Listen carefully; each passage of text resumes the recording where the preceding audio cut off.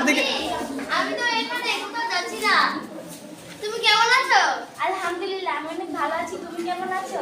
আমি তো খুব ভালো। তুমি এত সেজেগুজে কোথায় যাচ্ছো? আমি নদীর পাড়ে একটু ঘুরতে যাচ্ছি। তুমি কি আমার সাথে যাবে? হ্যাঁ, আমি তো যাব।